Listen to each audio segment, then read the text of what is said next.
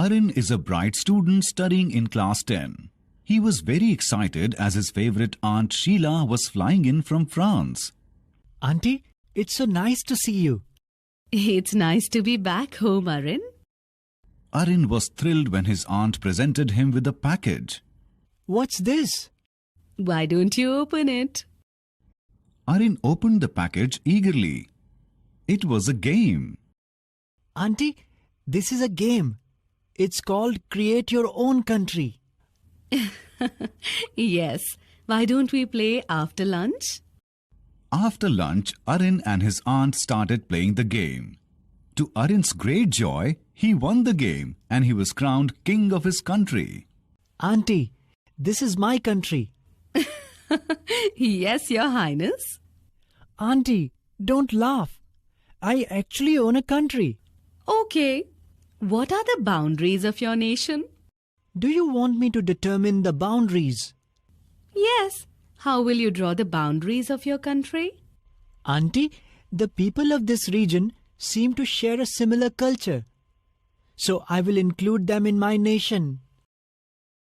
Yes, Arun. When people of a particular region share a common territory and a common government, and maybe have a common culture, they also form a nation. Auntie, I've finished my game. Good. So ultimately, people determine a nation. Very true. And do you know that this first expression of nationalism was found with the French Revolution in 1789? Oh, is it? The revolutionaries believed that a nation could not be regarded separately from her people, meaning the nation and the people were one and the same. Auntie, was it like joining the pieces of a jigsaw puzzle to form a picture? Ah, exactly. Now, in the 19th century, nationalism swept across Europe. But why did this take place in the 19th century, Aunt? The 19th century was a century of change in all fronts. As regional languages and art forms evolved, and as local economies widened due to improved travel, people began identifying themselves more and more with nationalistic movements. The middle class became more powerful and wanted more political power. Nationalist movements led to nation building. I wish I lived in the 19th century. Well, you have created a country in the 19th century thanks to your game. The next morning, Arun met his aunt at breakfast. Auntie, you promised to tell me about the nationalist movement in France. Arun, let me have my coffee. Okay, now I'm ready. Where should I begin? The French Revolution. Well, you see, the French revolutionaries believed that power should be with the people. So, they transferred all power from the monarchs to a French body of citizens. Cool. Now, these French revolutionaries introduced a number of measures to make people realize that France was one nation. What kind of measures did they use? Arun, tell me, how would you go about creating a sense of common identity among your people? I would introduce a common language. And yes, I would surely have a flag for my nation. Very good. That is exactly what the revolutionaries did. They introduced terms like la patrie and citoyen to emphasize the concept of a nation.